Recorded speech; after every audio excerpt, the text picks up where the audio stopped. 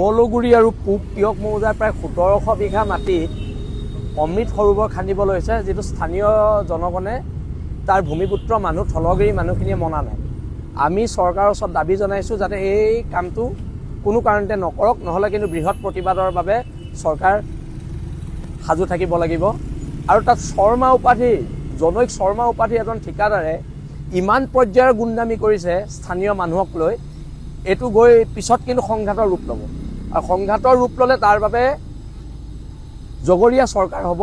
আমি অতি শীঘ্ৰে এইটো কাম বন্ধ কৰিবলৈ অনুৰোধ জনাইছোঁ। এইটো কাৰণে অনুৰোধ জনাইছোঁ, সেই ১৭০০ বিঘা মাটিত গৰু চৰাই, ম'হ চৰাই, তাত ম'হৰ খুঁটি আছে, তাত আমাৰ থলগিৰি মানুহৰ নাই বুলি ক'লেও প্ৰত্যেক ঘৰতে ৬০-৭০টা ম'হ আছে।